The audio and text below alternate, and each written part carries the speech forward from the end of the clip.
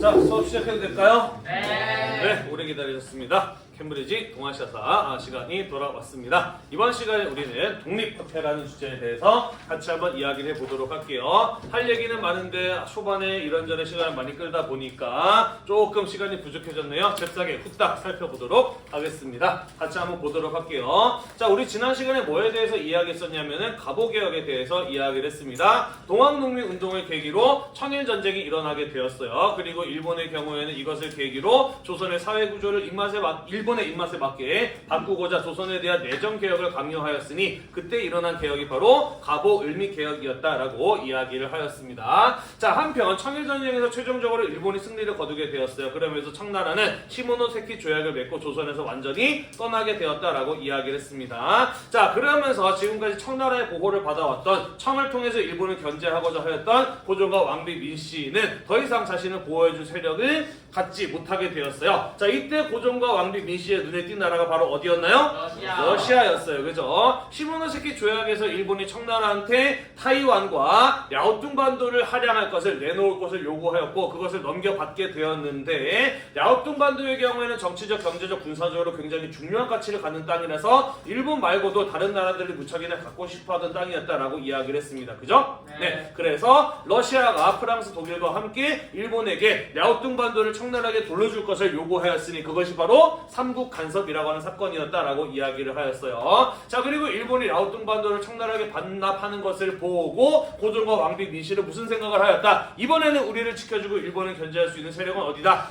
러시아다라는 결론을 내렸다라고 이야기를 하였어요. 자, 그래서 러시아를 끌어들여서 일본을 견제하려는 모습을 보이게 되자 일본은 러시아를 조선으로 끌어들이는 세력을 제거하려고 하죠. 그러면서 경복궁을 침범하여 왕비 민씨를 살해하였으니 그 사건이 바로 무엇이었어요? 을미사변이라는 사건이었어. 자, 그러면서 생명의 위협을 느꼈던 고종은 어디로 피신을 하나요? 러시아 공사관으로 피신을 하니 우리는 그 사건을 가지고 뭐라고 이야기를 하냐면 아관파천이라고 이야기를 합니다. 그죠? 자, 그래서 고종이 러시아의 보호를 받게 되면서 이후에 조선에서는 러시아의 영향력이 커지게 되었다라고 이야기를 하였어요. 자, 그러면서 일본도 함부로 조선에 대해서 뭐라 할 수 없는 일본과 러시아 사이의 세력 균형이 조선 안에서 이루어지는 이러한 상황이 아관파천 이후에 나타나게 되었다라는 것이죠. 자, 그러면서 1896년에서부터 러일 전쟁이 일어나게는 1894년 전까지 대략 한 7, 8년 정도 동안 어떠한 상황이 나타나게 되느냐? 러일 간의 세력 균형이 이루어지게 되면서 어느 한쪽도 상대방을 완전히 압도하지 못하게 되면서 나름 우리나라가 필요로 하는 개혁들을 자주적으로 추진해 나갈 수 있는 여유, 시간을 가질 수가 있었다라는 것입니다. 이해가 되나요? 네. 자, 그래서 이 시간을 이용을 해서 민간인들 차원에서 우리나라의 근대화를 이루려고 하는 노력의 시도가 있었으니 그게 바로 이번 시간에 우리가 이야기할 독립협회의 활동이고요. 이 기간 동안 정부 차원에서 근대적 개혁을 마지막으로 시도하니 그것이 바로 대한제국의 수립과 광무개혁의 추진이라는 내용이거든요. 다음 시간에 이 이야기를 살펴볼 예정입니다. 일단은 이번 시간에 민간 차원에서 전개되었던 근대화의 시도 독립협회의 활동에 대해서 이야기를 시작해 보도록 하겠습니다. 같이 한번 봅시다. 자, 우리나라의 조선의 근대화를 이루려고 하였던 개화파 세력들의 경우에는 갑오개혁이나 그 이전의 갑신정변에서 모두 실패를 경험하였어요. 그죠? 자, 그러면서 우리가 이루려고 했던 근대화의 시도가 왜 실패하였을까를 분석하고 반성해 보게 됩니다. 그 실패의 원인이 어디에 있었다라는 것을 깨닫게 되느냐? 두 가지죠. 하나는 외세의 개입이었던 것이고 또 하나는 민중의 지지가 부족했던 점, 없었던 점이었다라는 겁니다. 자, 갑신정변 때 소수의 급진개화파들은 누구에게 의존했죠? 갑신정변 때 소수의 급진개화파들은 자기들만의 힘으로는 청나라를 몰아낼 수 없었기 때문에 누구의 도움을 받아요? 일본의 도움을 받으려고 해요. 그죠? 자, 그래서 일본의 지원을 약속받고 갑신정변을 일으켰는데 일본이 청나라 군대가 공격해 오게 되면서 바로 철수해버리잖아요. 그죠? 그러게 되다 보니까 곧바로 이들은 실패로 끝날 수밖에 없었습니다. 그죠? 외세에 의존했던 점이 바로 갑신정변의 실패 원인이었죠. 그죠? 자, 한편 갑오개혁의 경우는 어때요? 비록 일본의 강요에서 시작된 개혁이었지만 나름 우리 사회에 필요한 여러 가지 근대적 개혁의 내용이 들어가 있었다라고 이야기를 했지 않습니까? 그죠? 네. 하지만 단발령 같은 것에서부터 볼 수 있듯이 이러한 어떤 급격한 변화를 조선의 민중들은 받아들일 마음의 준비가 되어 있지 않았어요. 그죠? 게다가 이런 게 왜 필요한지, 이런 걸 왜 해야 되는지도 제대로 이해하지 못한 상황이다 보니까 법령에는 좋은 내용이 들어갔다 하더라도 그것이 현실 사회에서는 받아들여지지 않는 부분이 많았다라는 것이죠. 이해가 되나요? 따라서 제대로 된 근대화를 이루기 위해서는 외세의 개입을 막고 민중의 지지, 국민들의 지지를 얻을 필요가 있다라는 것을 깨달았다라는 이야기가 되겠습니다. 이해되시죠? 네. 자, 한편 러시아 공사관에서 피신해 있는 상황, 아관 파천 이후의 상황을 보도록 합시다. 러시아가 왕인 고종을 보호해주고 있는 상황이었기 때문에 러시아가 고종한테 이거 주세요, 저거 주세요 라고 하면 고종은 그것을 거부할 수가 있을까 없을까? 없어요. 그죠? 그러면서 러시아는 아관 파천 이후에 조선에게 여러 가지 이익이 되는 권리, 이권들을 요구하고 그런 것들을 받아내는데 성공하게 됩니다. 문제는 우리 예전에 최해국 대우라고 하는 거 배웠어요. 배운 기억 나나요? 네, 뭐였었지? 다른 나라에 주는 우리나라. 그렇죠. 다른 나라한테 이권을 주면은 그에 해당한 만큼의 이권을 이 최혜국 대우라고 하는 권한을 가지고 있는 나라에게 줘야 되는 게 바로 최혜국 대우라고 하는 것이었어요. 그죠? 자, 그래서 아관 파천의 상황에서 러시아에게 이런저런 이권을 주게 되었기 때문에 당연히 다른 나라들, 미국, 프랑스, 일본 같은 나라도 최혜국 대우에 근거해서 우리나라도 그에 해당한 이권을 달라라는 것을 요구하였겠죠. 그죠? 자, 그러면서 다양한 우리나라의 이권들이 여러 강대국들에게 빼앗기게 되는 이러한 상황이 아관 파천 이후에 나타나게 되었다라는 것이죠. 그러면서 어떠한 움직임이 나타나게 되느냐? 언제까지 우리나라의 이익을 외국에게 빼앗기고 있을 것인가? 외국이 우리나라의 이권을 빼앗아가는 것을 막아보자라고 하는 움직임이 나타나게 됩니다. 다만 누구의 힘으로? 우리 스스로의 힘으로 할 필요가 있었어요. 그죠? 그래서 지금까지는 추진되지 않았던 누구의 힘으로? 국민들의 힘으로, 민중의 힘으로 모아서 외세의 이권 침탈을 막아보자라는 시도가 이루어지게 되었다라는 겁니다. 문제는 국민들이 함께 힘을 모아서 외세의 이권 침탈을 막으려면 무엇할 필요가 있느냐? 지금 우리나라가 어떠한 상황에 처해 있는지를 알리고 이 문제를 해결하기 위해서는 어떤 노력을 해 나가야 되는지를 가르칠 필요가 있잖아요. 그죠? 우리는 그런 걸 가지고 무엇이라고 이야기를 하냐면은 계몽이라고 이야기를 합니다. 현재의 세계 정세와 우리나라의 상황을 알리고 근대적인 사고와 지식을 가르쳐서 함께 생각을 공유하는 것을 가지고 계몽이라고 이야기를 해요. 사전적인 의미는 지식 수준이 낮거나 옛 관습에 젖은 사람들을 가르쳐 깨우침이라는 뜻을 가지고 있습니다. 영어로는 무엇이라고 하냐면은 enlightening이라고 이야기를 해요. 직역하자면 어두컴컴한 방 안에 빛을 비춰주는 것을 뜻해요. 뭔지 이해가 되죠, 그죠? 자, 그래서 독립협회는 민중의 계몽을 통해서 열강의 이권 침탈을 막아보고자 하는 민중의 근대적 개혁 시도였다라고 이렇게 볼 수가 있겠습니다. 구체적인 내용을 같이 한번 이야기를 해보도록 할게요. 자, 서재필이라는 사람이 있습니다. 갑신정변 때에 김옥균, 박용효와 함께 갑신정변을 주도하였던 급진개화퍼로 분류되는 인물이었어요. 갑신정변이 실패로 끝나고 난 이후에는 미국으로 망명을 갑니다. 그러면서 미국에서 미국 국적을 취득하고요. 공부를 해서 의사면허까지도 얻어서 미국에서 의사로 활동하고 있었던 사람이 바로 서재필, 필립 제이슨이라고 하는 사람이었습니다. 그러다가 아관 파천 이후에 러일 간의 세력 균형이 이루어지게 되면서 다시 조선으로 돌아올 수 있었어요. 그리고 조선으로 돌아와서 러시아 공사관에 머무르고 있는 고종을 찾아가서 뭐라고 이야기를 하느냐? 제대로 된 근대화가 이루어지기 위해서는 무엇 할 필요가 있느냐? 민중을 계몽할 필요가 있다라는 이야기를 합니다. 고종 역시 제대로 된 근대화를 이루려면은 민중을 계몽할 필요가 있다라는 생각을 가지고 있던 터였어요. 그래서 좋다. 그러면은 정부에서 지원을 해줄 테니 한번 민중에 대한 계몽을 시도해봐라 라는 이야기를 하게 됩니다. 자, 그러면서 서재필이 정부의 지원을 받아서 민중을 계몽하기 위한 본격적인 행동에 들어가게 되니 그러한 목적을 가지고 만들어진 신문이 바로 독립신문이라는 것이었고 그러한 목적에서 만들어진 단체가 바로 독립협회라고 하는 단체였다라는 겁니다. 이름을 보면 알다시피 이 신문, 이 협회가 만들어진 목적은 무엇이었느냐? 외세의 이권 침탈을 막아내고 외세의 간섭으로부터 독립된 자주국을 만들겠다라고 하는 것을 그 목표로 삼았다라는 것을 이름을 통해서 알아볼 수 있다라는 것이죠. 이해되나요? 네. 외세로부터 자유로운 독립된 자주국을 세우는 것을 목표로 만들어진 신문과 단체였다라는 것입니다. 자, 왜 하필 신문을 만들었을까? 신문은 무엇의 수단이지? 통신. 정확히는? 정보 전달의 수단이죠. 그죠? 지금은 스마트폰을 포함해서 다양한 정보 전달의 수단이 있습니다만은 이때 당시에 수많은 사람들에게 정보를 효과적으로 전달할 수 있는 거의 유일한 수단은 신문밖에 없었어요. 그죠? 자, 그래서 사람들에게 우리나라의 상황과 그리고 세계의 정세 그리고 앞으로 우리나라가 어디로 나아가야 되는지 이런 것들을 가르치고 알리기 위해서 신문이 만들어졌던 것이죠. 자, 독립신문은 우리나라 최초의 민간신문이었어요. 그러니까 민간인들이 만든 신문으로는 최초의 사례였다라는 것이죠. 그럼 우리나라 최초의 신문은 무엇이었느냐? 1880년대에 정부에서 개화정책을 추진해 나갈 때 방문국이라고 하는 것을 만들었고요. 거기에서 열흘에 한 번 만드는 신문인 한성순보라고 하는 걸 만들었는데 그게 우리나라 최초의 근대적 신문이었고요. 정부에서 만든 게 아니라 민간에서 만든 최초의 신문이 바로 이 독립신문이었다라는 것입니다. 자, 독립신문은 두 가지 언어로 발행이 되었어요. 한글판과 영문판으로 발행이 되었습니다. 왜 한글로 신문을 만들었을까?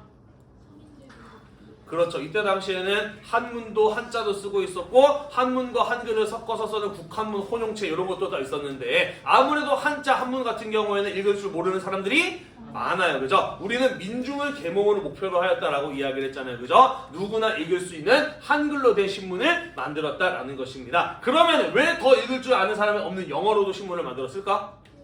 그렇죠. 외국인들에게도 우리나라의 상황을 알리고자 하는 목적에서 영문판도 함께 발행하였다라고 보시면 되겠습니다. 그래서 독립신문을 통해서 지금 세계가 어떻게 돌아가고 있는지 앞으로 우리나라는 어떤 방향으로 나아가야 되는지 이런 것들을 가르치고 알리고자 하였다라는 것이고요. 더불어서 민권의식, 국민으로서 기본적인 권리를 가져야 된다라고 하는 생각. 지금까지 이런 생각이 조선에 있었나요? 없었죠. 그죠? 왕이 양반이 죽으라고 하면 죽고 돈 내놔라 하면 내놓을 수밖에 없는 게 백성의 삶이라는 생각이었어요. 그죠?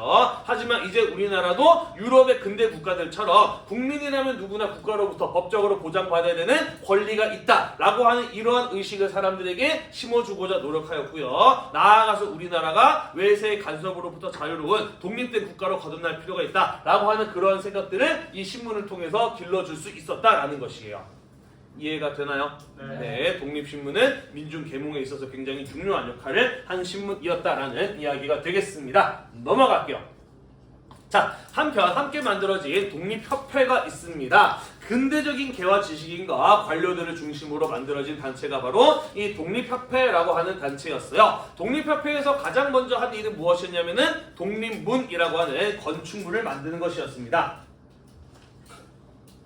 왜 만들었느냐? 서재필은 고종에게 이런 이야기를 해요. 사람들을 계몽하기 위해서는 가장 효과적인 방법은 눈으로 직접 보게 하는 것이다 라는 이야기를 합니다. 자, 그러면서 우리나라의 자주 독립을 상징하는 서양식 근대적인 건축물을 만들고자 해요. 프랑스 파리에 가면은 개선문이라고 하는 거 있는데 혹시 아나요? 네, 아무튼 그런 게 있어요. 그런 거를 본따서 우리나라의 자주 독립을 상징하는 큰 문을 만들었으니 그게 바로 독립문이다라는 겁니다. 지금도 있나요?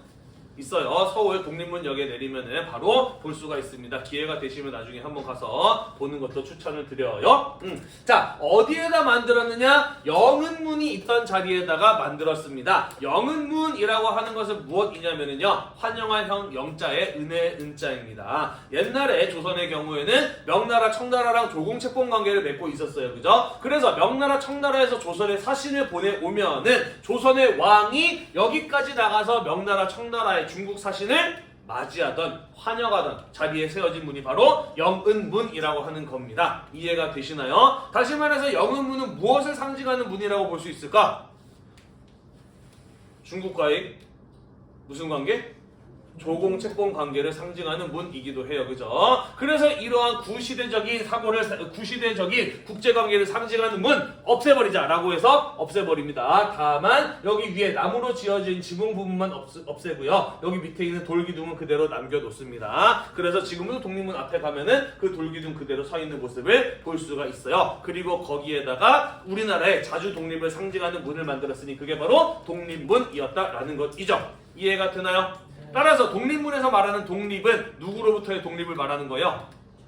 그저 일본이 아니라 중국으로부터의 독립을 상징하는 문이다라고 보시면 될 것 같습니다. 자, 그리고 이 영흥문 옆에는 모화관이라고 해서 중국 사신을 대접하던 건물이 있었는데 그것을 독립관으로 개조해서 독립화폐의 회관으로 사용을 하기도 하였다라는 것이에요. 자, 이렇게 독립문을 만드는 과정에서 필요한 비용은 어떻게 마련하였느냐? 정부 예산으로 한 것이 아니었어요. 여러분, 우리나라의 자주 독립을 상징하는 문을 건축물을 만들고자 합니다. 나라를 사랑하는 마음이 있는 사람들이 기꺼이 동참해줬으면 좋겠습니다. 라고 하면서 모금 운동을 전개해요. 그리고 의외로 많은 사람들이 이 독립문을 내는데 기꺼이 자신의 돈을 내는 모금 활동이 활발하게 이루어지게 됩니다. 왕과 왕자도 적극적으로 고종과 그의 아들인 순종 왕자도 자기의 용돈을 내놔서 자기의 개인 자금을 내놔서 독립문 건축 기금에 보태는 모습을 보이기도 합니다. 자, 그러면서 독립문을 세우는 과정에서 독립협회라고 하는 단체에 대해서 널리 알릴 수 있었고요. 독립문을 만드는데 자금을 낸 사람들의 경우에는 독립협회의 회원으로 인정해 주기도 하였어. 그러면서 독립협회의 존재를 널리 알리고 다양한 계층의 수많은 사람들을 독립협회의 회원으로 확보하는 그런 성과를 거두기도 한 게 바로 이 독립문의 건립이라는 과정이었다라는 것이죠.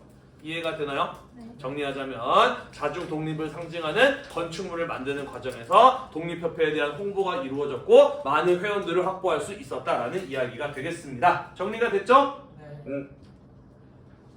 자, 이 독립협회를 만든 서재필이라는 사람은 미국 국적을 가지고 있었고 미국에서 의사로 활동하고 있었다라고 이야기를 했어요. 그죠? 당시 조선에서는 정말 몇 되지 않은 제대로 된 서양의 지식을 공부한 인물이었단 말이야. 그지? 자, 그래서 이 서재필이 조선에 들어와서 활동을 하는 동안 여러 학교에서 와서 강의를 해달라는 이런 어떤 요청을 받게 됩니다. 자, 그러면서 아펜젤러라고 하는 서양인이 세운 배제학당, 지금의 이제 배제고등학교, 배제대학교가 있는 원형이 배제학당인데, 자, 여기에 와서 강의를 해달라는 요청을 받아서 서재필은 거기 가서 여러 차례 강의를 합니다. 그리고 서양식 교육을 받은 사람답게 강의 도중에 학생들한테 뭘 많이 시켰냐면은 토론을 많이 시켰어요. 어떤 주제에 대해서 던져주고 특히 당시 우리나라 현실에 대한 주제를 던져주고 학생들의 생각을 묻는 토론 활동을 활발하게 전개했단 말이죠. 그리고 이게 웬걸 막상 토론을 시켜보니까 학생들이 꽤 우리나라 현실에 대해서 관심이 꽤나 많았고 열띤 토론을 벌이더라라는 겁니다.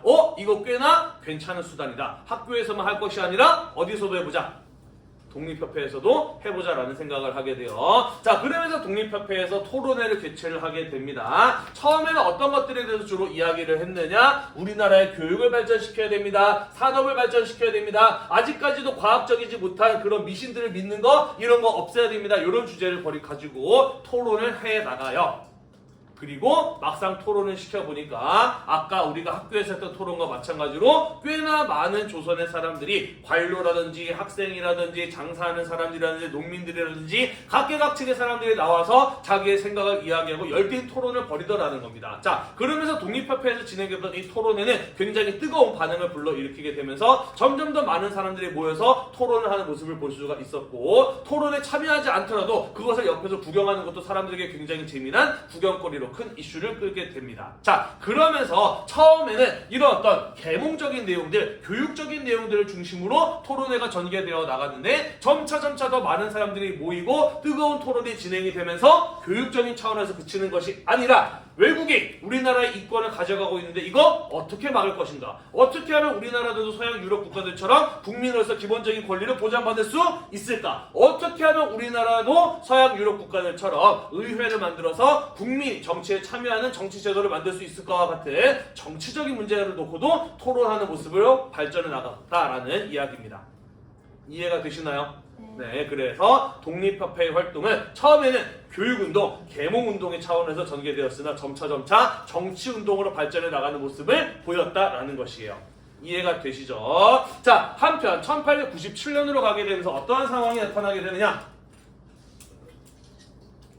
자, 고종이 러시아 공사관으로 피신한 지도 벌써 시간이 많이 지나서 새로운 해가 밝았습니다. 1897년이 되었어요. 자, 이때쯤 오게 되면서 조선 내부에서 어떠한 주장이 자꾸 나오기 시작을 하느냐? 한 나라의 국왕이 스스로를 지키지 못하여 다른 나라의 도움을 받아서 보호받고 있는 이런 상황 얼마나 창피하고 부끄러운 일이냐. 이제 고종이 다시 궁으로 돌아올 필요가 있다라고 하는 이런 어떤 주장들이 나오기 시작을 합니다. 자, 뿐만 아니라 아간파천 러시아 공사관이 있는 동안 러시아의 영향력이 점차 강해지게 되면서 이제 일본도 지난번에 을미사변처럼 이런 일을 함부로 하지 못하는 그러한 상황이 조선 내에서 만들어졌다라는 것이죠. 자, 그러면서 고종의 경우에는 어느 정도 신변의 안전이 확보되었음을 확인하고 러시아 공사관에서 나와서 러시아 공사관에서 가까운 경운궁, 오늘날의 덕수궁이죠. 덕수궁으로 돌아오게 됩니다. 환궁을 하게 돼요. 자, 그리고 환궁 이후에는 또 어떤 주장이 나오게 되느냐, 이런 거였죠. 자, 사실 고종이 왕이 되고 난 이후에, 특히 강화도 조약이 체결되고 난 이후에 지금까지 조선에서 뭔가 자랑스럽고 뿌듯하고 이거 참 잘했다 싶을 만한 일이 있었나요? 딱히 없었어요. 그죠? 근대화 제대로 진행되지 못했고 외세의 침략과 간섭 속에서 계속해서 안 좋은 일들만 연속으로 일어났습니다. 그죠? 자, 그러다 보니까 우리나라 사람들은 우리나라가 굉장히 자존심이 상했다라는 것이죠. 자, 그러면서 어떤 생각들을 하게 되느냐? 왜 우리나라는 이렇게 다른 나라들하고 어깨를 나란히 하는 그런 어떤 자주적인 독립국가의 모습을 갖추지 못했을까? 여러 가지 이유가 있겠지만은 그 중에 하나는 무엇이었느냐? 중국도 황제의 나라고, 일본도 천황 황제의 나라고, 러시아, 독일 같은 나라 전부 다 황제의 나라인데 우리나라만 뭐의 나라다? 왕의 나라다. 황제보다 낮은 왕의 나라다. 이거 부끄러운 일이다. 우리도 이제 다른 나라는 어깨를 나란히 하는 자주 독립국가로 거듭나기 위해서는 우리나라도 무엇의 나라가 될 필요가 있다? 황제의 나라가 될 필요가 있다 라는 이런 주장들이 나오기 시작을 해요. 사실 고종도 마찬가지의 생각이었죠. 자기가 왕이 되고 난 다음에 뭔가 제대로 된 일이 하나도 없었어요. 그죠? 얼마나 자기의 과거가 부끄러웠겠어. 그지? 그래서 부끄러웠던 과거와 단절하고 새로운 나라로 거듭나면서 자주 독립국가로 발전해 나가겠다 라는 이런 어떤 야심찬 계획을 고종도 생각을 하게 되었다라는 것이죠. 이해가 되나요? 네. 자, 그래서 사람들의 요구 그리고 고종 스스로의 어떤 계기 이런 것들이 결합이 되면서 고종은 나라의 이름을 바꾸는 것으로 결정을 합니다. 조선에서 무엇으로 나라의 이름을? 대한제국으로 이름을 바꾸었다라는 것이죠. 황제의 나라이기 때문에 이름을 대한제국이라고 지었던 것이에요. 자, 그러면서 고종은 스스로 황제의 자리에 오르게 되니 그가 바로 고종 황제다라는 것이 되겠습니다. 이해가 되나요? 네. 그리고 지금까지 왕비 민씨라고 불려왔던 사람도 황제의 부인이니까 명성 황후라고 하는 칭호를 받게 되는 거죠. 죽었지만은. 자, 그러면서 독립국가로 거듭나겠다라는 이런 선언 같은 것들이 이루어지게 되면서 대한제국의 시대가 열리게 되었다라는 이야기가 되겠습니다. 자, 한편 러시아의 경우에는 아간파천 이후에 이 대한제국에서 영향력을 점차 키워나가면서 대한제국을 보호국으로 자신의 식민지로 만들려는 움직임을 보였다라는 것이죠. 군사력이 약하고 경제력이 약했던 대한제국은 러시아에게 군사교관과 재정고문을 보내줄 것을 요청하고요. 러시아도 그 요구를 받아들여서 군사교관과 재정고문을 파견을 합니다. 그러면서 러시아가 대한제국에 무엇을 요구하느냐? 절영도의 조차를 요구해요. 절영도라고 하는 것은 부산 앞에 있는 섬입니다. 지금은 다리가 연결이 되어서 육지로 갈 수 있는 영도라고 불리는 섬인데 옛날에는 바다에 떠있는 절영도라고 하는 섬이었어요. 부산 앞에 있는 섬이에요. 그러다 보니까 일본 사이에 있는 섬이라서 굉장히 지리적으로 중요한 가치를 가지고 있는 섬이었어요. 특히 태평양에서 동남아시아 쪽으로 진출하려고 할 때에도 반드시 지나가야 되는 길목에 있는 섬이기도 하였다라는 것이죠. 러시아는 이 섬을 조차 왜 빌려달라고 이야기를 했느냐? 당시의 배들은 증기 엔진으로 가는 배들이 많았는데 주 연료는 석유가 아니라 석탄이었어요. 석탄은 석유에 비해서 부피도 많이 나가고 에너지 효율도 떨어지는 연료였거든. 그러다 보니까 먼 거리를 항해하고자 할 때는 무지무지 많은 석탄을 싣고 갈 수밖에 없는 상황이었고 그마저도 중간에 떨어지는 일이 십상이었다라는 거죠. 이해가 되나요? 그래서 더 먼 거리를 항해하기 위해서는 주유소처럼 중간에 들러서 석탄을 보급받을 수 있는 기지가 필요했던 겁니다. 그래서 러시아의 경우에는 대한제국에게 절영도라는 섬을 빌려서 거기에다가 석탄 저장고를 만들고자 하였다라는 것이죠. 이해가 되시죠? 네. 자, 그리고 고종의 경우에는 이러한 러시아의 요구를 들어주고 싶었을까? 들어주고 싶지 않았을까?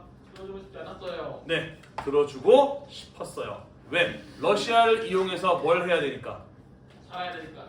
일본을 견제하고 살아야 되니까요. 그죠? 자, 그런데 국민들의 반응은 그렇지 않았다라는 것이죠. 우리나라의 땅을 왜 다른 나라한테 넘겨줘? 이런 반응이 나오게 되는 겁니다. 정확한 비유인지 모르겠습니다는 마치 독도를 다른 나라한테 빌려주는 것과 같은 약간 이런 어떤 느낌의 반응이 오게 돼요. 자, 그 중에서도 특히 독립협회가 거센 반응을 보이게 됩니다. 자꾸 러시아한테 이 이권을 빼앗기고 있는 상황에서 저 정도까지도 넘겨주게 된다고? 그래서는 안 돼. 우리나라 이권을 지키기 위한 행동에 나서게 됩니다. 그게 바로 이권 수호 운동이다라는 것이죠. 이해되시죠? 자, 그래서 이권 수호 운동 차원에서 독립협회는 만민공동회라고 하는 우리나라 최초의 근대적 민중 집회를 열게 됩니다. 집회가 뭔가요? 흔히 요즘 말로는 뭐라고도 이야기를 하죠? 시위, 데모라고도 이야기를 하죠. 많은 사람들이 한자리에 모여서 하나의 정치적인 요구를 하는 행동을 가지고 우리는 집회라고 이야기를 합니다. 만민공동회, 말 그대로 풀이하자면 모든 사람들이 함께 모인 자리라는 뜻을 가지고 있고요. 서울 종로에서 만민공동회라는 이름의 집회가 독립협회의 주관으로 열리게 되었다라는 것입니다. 그리고 여기에 수많은 사람들, 10,000명이 넘는 사람들이 모여서 러시아가 우리나라를 침략하고 있는 이런 행위에 대해서 비판을 하면서 저령도의 섬을 이 러시아에게 빌려주어서는 안 된다. 그 요구를 거부할 것을 정부에게 요구하는 이런 시위가 전개되었다라는 것이죠. 이해가 되나요? 네. 깜짝 놀랄 만한 일이었죠. 뭐 농민 반란 왜 이래? 같은 것들이 일어난 적은 있습니다만은 이런 어떤 수많은 사람들이 서울 시내에 모여서 정치적인 요구를 하는 이런 어떤 집단적인 행동은 사실 우리나라에서 처음 있는 일이었다라는 것이죠. 몇몇 양반 유생들이 나와서 한 몇백 명이 모여서 상소문을 올린 적은 있어도 이런 식의 근대적인 민중 집회는 처음이었던 거예요. 그러면서 굉장히 신선한 충격을 주었던 사건이기도 합니다. 사실 더 놀라웠던 것은 러시아의 반응이었어요. 이런 어떤 일이 벌어지게 되자 러시아 쪽에서 뭐라고 이야기를 하느냐? 대한제국의 국민들이 반대한다면 우리도 굳이 강요할 이유 생각 없다라고 이야기를 하면서 군사교관 철수시키고 재정고문 철수시키고 저령도 섬을 빌려달라는 요구도 없던 일로 만들어버리고 맙니다. 러시아는 왜 이런 모습을 보였을까? 종로에 모인 10,000명의 서울 시민이 무서워서? 는 아니에요. 그죠? 사실은 괜히 이것 때문에 일본과 정치적인 군사적인 갈등이 일어나지 않을까 우려가 되었기 때문에 러시아는 이 일을 없던 일로 하자라고 이야기를 한 것이에요. 하지만 독립협회는 뭐라고 생각했을까? 우리가 무섭구나. 해냈다라고 생각을 했던 것이죠. 그죠? 많은 사람들이 모여서 하나의 목소리를 낸다고 과연 그 무서운 러시아가 한 발 물러날까? 라고 생각을 했는데 이게 웬걸 실제로 물러났어요. 그죠? 우와! 우리가 할 수 있구나. 민중들의 힘을 모으니 국민들의 힘을 모으니 이렇게 큰 힘을 발휘할 수가 있구나 라고 하는 것을 깨달았던 생각했던 계기가 되었다라는 것이죠. 자, 그러면서 자신감을 얻게 된 독립협회의 경우에는 만민공동회를 무기로 앞세워서 자신들이 생각하는 우리 사회의 다양한 분야들에 대한 개혁을 시도하려는 모습을 보이게 된다라는 것이에요. 이해가 되나요? 네. 다만 이 상황에서 혼자 씁쓸해하던 사람이 있었습니다. 누구였을까요? 고종이었죠. 러시아를 이용해서 일본을 견제하려고 하였던 고종의 경우에는 이때부터 독립협회랑 사이가 틀어지기 시작을 합니다. 내 마음도 몰라주고 러시아를 이용해서 일본을 견제해야 되는데 이 러시아를 끌어들이는 일을 방해하더니 독립협회 내 마음대로 움직이는 애들이 아니구나라고 생각을 하게 되면서 점차점차 고종의 마음속에서 독립협회에 대한 불안감 이런 것들이 싹트기 시작합니다. 대표적인 예로 독립협회를 만들었던 서재필 너 미국 사람이니까 다시 미국으로 돌아가 하면서 미국으로 쫓아내버려요. 자, 넘어갑시다. 자, 우리나라의 더 다양한 분야의 근대화를 앞당길 수 있다라고 하는 자신감을 가졌던 독립협회는 이후에 어떤 운동들을 전개하느냐? 자유민권 운동 같은 것들을 전개해 나가게 됩니다. 우리나라의 사람들은 지금까지 자유 그리고 국민으로서의 권리 이런 개념 자체가 전혀 없었어. 그지? 왕이 나라가 죽으라면 죽어야 되고 왕이 나라가 내놓으라면 자신을 내놔야 되는 이런 사회를 살아왔다라는 것이죠. 하지만 우리도 이제 서양 유럽 국가들처럼 국가에 의해서 법에 의해서 개인의 자유와 권리가 보장되는 사회를 만들어보자라고 하는 이런 어떤 모습이 나타나게 되었다라는 것이죠. 그러면서 신체의 자유, 재산권의 보호, 언론, 출판, 집회, 결사의 자유 같은 것들을 요구하는 움직임이 나타나게 되었다라는 겁니다. 이 과정에서 노륙법 부활 저지 운동 같은 것들이 전개되기도 해요. 노륙법이란 무엇이냐? 우리 지난 시간에 갑신전변 이야기하면서 연좌제, 연좌법이라고 하는 거 이야기했습니다. 기억이 나나요? 네. 그죠? 내가 잘못을 하지 않았다고 하더라도 나의 가족의 잘못 때문에 나까지도 처벌받을 수 있는 게 바로 연좌제, 연좌법이었다라고 이야기를 했잖아. 그지? 노류법이라고 하는 것은 바로 그 연좌제, 연좌법의 한 분야다라고 보시면 될 것 같아요. 죄인의 스승이나 아들, 남편 또는 아버지까지도 사용시킬 수 있는 법을 가지고 노류법이라고 이야기를 합니다. 연좌제, 노류법 이런 거 알다시피 갑오개혁 때 다 폐지되었던 것들인데요. 이런 것들을 다시 부활시키려는 움직임이 나타나게 되자 이에 대해 반대하면서 만민공동의 민중집회를 통해서 정부를 비판하는 이런 어떤 움직임을 보이기도 하였다라는 것이죠. 왜 이러지 이거? 그러면 왜 노류법을 부활시키려는 모습이 나타났으며 이것에 대해서 반대하는 움직임이 나타나게 되었느냐? 그 다음 페이지에 나와 있습니다. 넘어가도 될까요? 네. 네.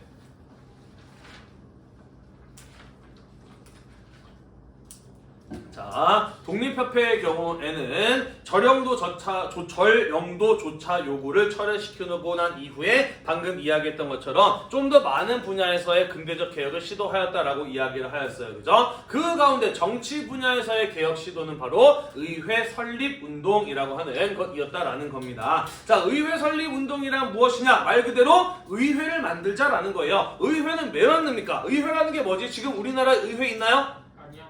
있어요. 뭐지? 우리나라에서는 의회를 뭐라고 부르죠? 국회라고 부르죠. 그죠? 국회에서는 누가 활동을 하나요? 국회의원들이 활동을 하죠. 그래서 국회의원들이 법을 만들죠. 그럼 국회의원은 누가 뽑지? 시민. 시민들이 뽑죠. 그죠? 다시 말해서 의회 제도란 무엇이냐? 모든 국민들이 다 정치에 참여할 수는 없기 때문에 국민들이 자신의 의사를 대신해 줄 수 있는 자기의 대표를 뽑는 게 국회의원 선거예요. 그죠? 그렇게 뽑힌 국회의원들이 국민들의 의사를 반영해서 대변해서 정치 활동을 하는 게 바로 의회 제도이지 않습니까? 그죠? 독립협회의 경우에는 의회 제도를 도입을 해서 민의, 국민들의 의견이 정치에 반영될 수 있도록 하는 서양식 근대적인 정치 제도를 만들고자 하였다라는 것이죠. 이해가 되시죠? 자, 그러면서 독립협회 회원을 중심으로 600여 명이 고종에게 의회 제도를 도입할 것을 건의하는 상소문을 올리기도 하였다라는 겁니다. 고종은 어땠을까요? 거절해요. 네, 점점 더 불안해지게 되죠. 왜냐면 사실 고종은 조금 개인적으로 보자면 불쌍한 사람이에요. 그죠? 평생 동안 누가 자신을 해치지 않을까, 혹은 나의 권력, 왕으로서의 권력을 뺏어가지 않을까 하고 불안 속에 살아왔던 사람입니다. 어렸을 때는요, 아버지한테 그랬었고, 그죠? 어른이 되고 난 다음에는 이모군란, 갑신정변 등등의 사건들을 겪으면서 끊임없이 왕권을 위협받아 왔던 사람이 바로 고종이라고 하는 왕이었단 말이야. 그런데 지금 국민들이 뭐 하자 그래요? 의회를 만들자 그래요. 그죠? 정치적인 국민들이 정치에 참여할 수 있도록 하는 이런 권리를 요구하고 있어요. 그죠? 자, 그러면서 고종의 마음속에는 독립협회에 대한 불안감이 더욱더 커지는 이런 어떤 모습이 나타나게 되었다라는 것이에요. 물론 아무도 모르죠. 실제로 고종이 그런 불안감을 가졌을지는 아무도 모르죠. 고종만 알겠습니다만은 충분히 그러한 상황이었을 것이다 라는 겁니다. 이해가 되죠? 네. 자, 이때 어떤 일이 벌어지고 있느냐? 한참 의회 설립 운동이 전개되는 동안 어떤 일이 벌어지게 되느냐? 김홍륙 독차 사건이라는 일이 벌어지게 돼요. 자, 이거 무슨 사건이냐면요, 고종 평소에 커피 마시는 거 꽤나 좋아했던 사람이었다라고 해요. 자, 그런데 김홍륙이라는 사람은 뭐 하는 사람이냐면은 러시아어 통역관이었어. 아관파천 때부터 해서, 아니 물론 그 전에 있었는데 아관파천을 비롯해서 고종이 러시아랑 의사소통을 하고 러시아의 보호를 받는데 언어적으로 굉장히 큰 도움이 되었던 사람이 바로 이 김홍륙이라고 하는 사람이었던 것입니다. 문제는 사실 이 사람 천민 출신이에요. 별로 교양을 갖추고 있지도 못한 사람입니다. 러시아어 하나 잘하는 걸로 출세했던 인물이에요. 그러면서 권력에 취해서 자신의 권력을 이용해서 여러 가지 부정부패 비리들을 저지릅니다. 그러다가 그 비리가 고종에게 걸려요. 그래서 고종이 너 나쁜 짓 했으니까 좀 지방에 내려가 있어. 유배형을 고종이 내리게 됩니다. 자, 이에 대해서 김홍륙은 굉장히 큰 실망을 해요. 지금까지 당신이 목숨 붙어있는 게 누구 덕분인데, 내 덕분에 아간파천 같은 거에서 지금까지 살아있는데 나의 도움을 잊어버리고 이제 좀 살만하다고 내가 조금 비리 저질렀다고 감히 나를 내쳐? 라는 이런 어떤 불만을 품게 돼요. 자, 그러면서 김홍륙이 고종을 죽일 생각을 합니다. 사람을 시켜서 고종이 즐겨 마시는 커피에다가 마약, 아편을 넣게 합니다. 자, 고종은 자기의 아들인 순종 왕자와 가끔 커피를 마셨다라고 해요. 자, 근데 고종의 경우는 약간 좀 입맛이 예민한 사람이었다고 해. 그래서 커피 좀 마시다가 맛이 이상하니까 안 마셨는데, 순종 왕자의 경우는 그냥 끝까지 다 마셨다라고 해요. 잠시 후에 고종은 전부 다 마신 커피를 전부 다 토해냈고, 순종 왕자는 그 자리에서 커피 마시고 기절해버렸다라고 해요. 그래서 이게 어찌된 일인지 찾아보다 보니까, 조사해보다 보니까 김홍육이 시켜서 커피에 아편을 넣었다는 사실이 밝혀지게 돼요. 이게 바로 김홍육 독차 사건입니다. 정확히는 독커피 사건인 거죠. 자, 아무튼 김홍육은 이 사건으로 인해서 체포되고 사형을 받게 됩니다. 여기까지는 그럴 수 있어요. 그런데 화가 난 고종은 어떻게 하느냐? 이 김홍육의 가족들까지 함께 체포해서 고문을 가하고요. 사형당한 김홍육의 시체를 서울 시내에다가 던져놔요. 그러면서 사람들이 발로 밟고 훼손하게 만듭니다. 사실 가족들을 고문하는 거, 그리고 김홍육의 시신을 거리에 내버려서 시신을 훼손당하게 하는 거, 이런 거 전부 다 사실 갑오개혁 때 다 없어졌던 내용들이거든요. 그런데 이런 일이 다시 벌어지고 말았던 겁니다. 또한 나아가서 근대적인 개혁에 대해서 반대하는 보수적인 관료들도 여전히 존재하고 있었는데, 이런 사람들은 뭐라고 주장을 하느냐? 연좌제, 노류법처럼 강한 처벌을 하는 센 법들이 없으니까 이놈들이 나라를 임금님을 우습게 여기고 이런 짓들을 벌이는 거 아니냐, 노류법과 같은 강한 처벌을 다시 도입해야 된다 라는 이런 어떤 얘기도 나오기도 하였다라는 것이에요. 이해가 되나요? 네. 그러다 보니 독립협회 입장에서는 노류법과 같은 전 근대적인 제도를 다시 도입하려는 이런 움직임, 시계를 과거로 거꾸로 되돌리려고 하는 움직임이다, 막아야 된다라는 이런 생각을 하였던 것이죠. 자, 그러면서 독립협회 회원들은 또다시 만민공동회를 통해서 노류법의 제도입 같은 것들을 주장했던 보수적인 관료들 물러날 것을 적극적으로 시위를 통해서 조선 정부에게 건의하게 됩니다. 또다시 수만 명의 사람들이 모여들었어요. 고종은 그로부터 강력한 정치적인 압박을 느끼고 결국 7명의 보수적인 관료들을 쫓아내고 그 자리를 박정량을 비롯한 온공개혁파에 해당하는 인물들로 채워넣는 새로운 내각을 만들었다라는 것이죠. 여보요? 새로운 내각을 만들었습니다. 자, 독립협회의 만민공동회 또다시 성공을 거두었나요? 거뒀네요. 그죠? 거듭되는 일들을 통해서 계속해서 자신감을 독립협회는 얻어나가고 있었다라는 것이고요. 고종의 경우에는 얘네들 가만둬서는 안 되겠다라는 생각이 점점점 마음속에서 커져가고 있었을 겁니다. 자, 한편 독립협회는 이후에 계속해서 의회 설립 운동을 추진해 나가요. 이제 내각이 보수적인 관료들이 물러나고 우리랑 말이 제법 통하는 새로운 개화파 관료들이 새로운 내각을 구성하였으니까 그 박정량 내각과 함께 의회를 만들어서 우리나라의 정치를 개혁해보자라고 하는 이런 움직임을 계속해서 이어나가게 됩니다. 자, 그러면서 중추원이라고 하는 황제 자문기구, 황제에게 조언을 하고 황제의 물음에 답을 하는 이 중추원이라고 하는 곳을 우리나라의 의회로 만들려는 그런 시도를 하게 되었다라는 것이죠. 자, 그러면서 이것을 요구하는 만민공동회가 또다시 열리게 되고요. 국민들만 모여서 논의할 것이 아니라 실질적인 변화를 가져올 수 있는 정부의 고위 관료들도 이 자리에 함께 모여서 의회 설립에 대해서 논의하자라는 이런 요구들이 만민공동회를 통해서 나오게 됩니다. 사실 박정량 내각은 만민공동회에 참여하고 싶었을까? 참여하고 싶지 않았을까?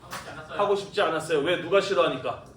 고종이 싫어하니까요. 그죠? 하지만 또 사람들이 만민공동회를 몇 날 며칠 열면서 수많은 사람들이 모여서 박정량 내각 참여해라 라는 이런 얘기를 하니까 결국 고종은 또다시 두 손을 들고 박정량 내각에게 가서 백성들이, 국민들이 무엇을 원하는지 얘기를 듣고 오시오라고 이야기를 합니다. 자, 그러면서 박정량 내각이 만민공동회에 참여하게 돼요. 그러면서 이 만민공동회는 관리와 백성이 함께 참여했다라고 해서 함께 했다라고 해서 관민공동회라고 이야기를 해요.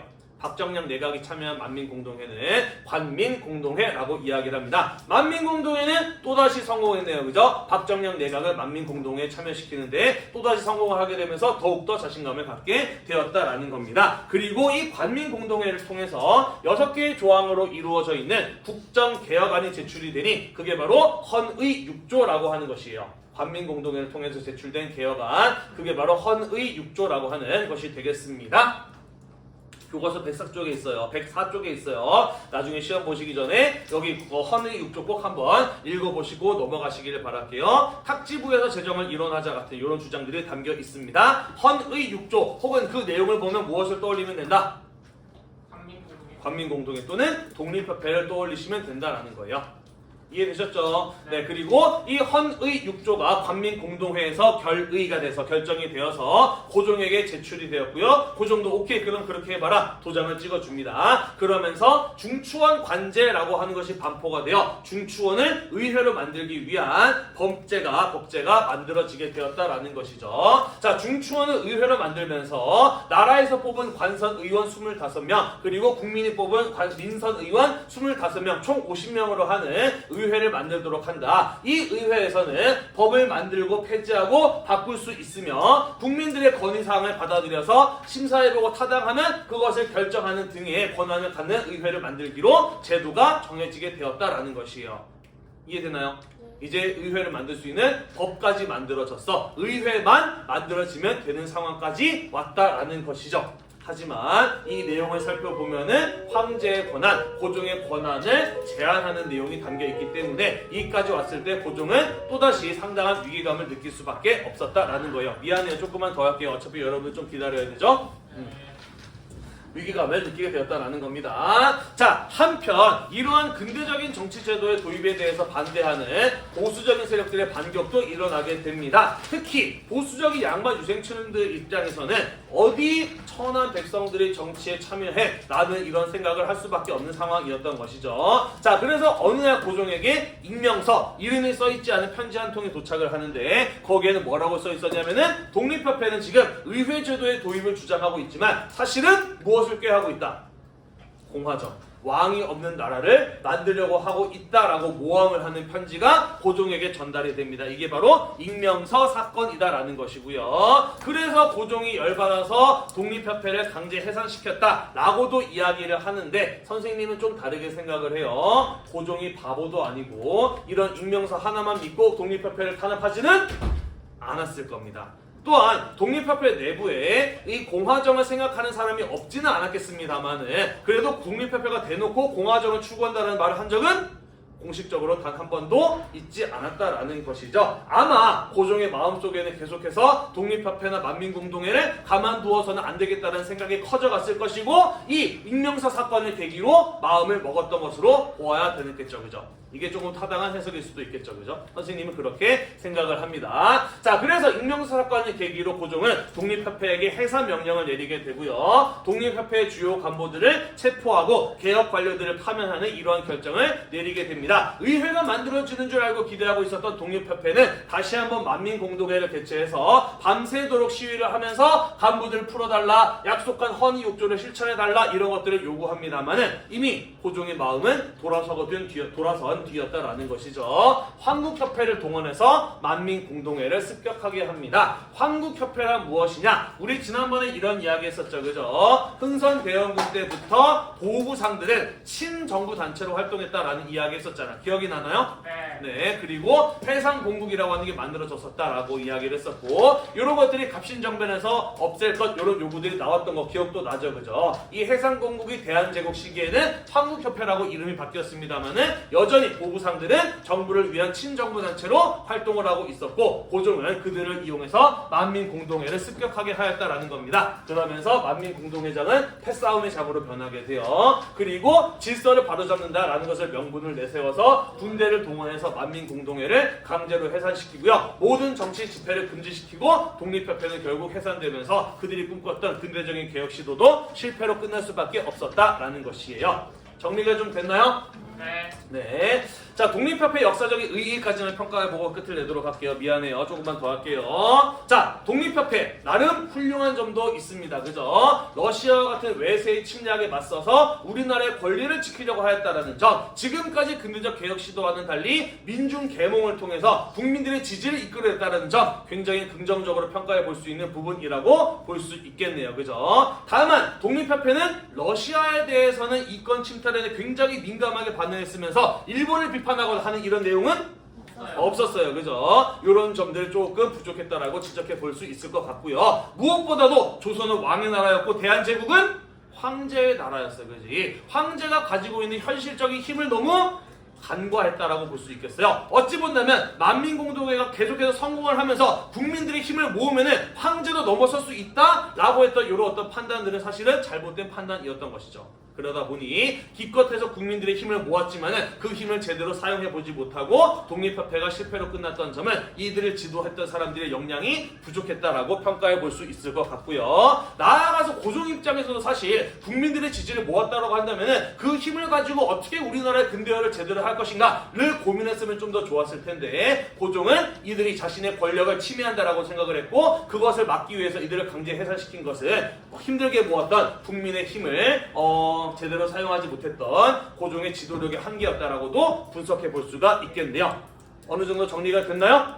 네, 고생하셨고요. 다음 시간에는 대한제국과 광무개혁에 대해서 마저 이어서 살펴보도록 하겠습니다. 오늘도 공부하느라 대단히 고생 많으셨고 이 수업 영상이 여러분의 공부에 도움이 되셨다면 구독과 좋아요 잊지 말고 눌러주세요. 수고했습니다.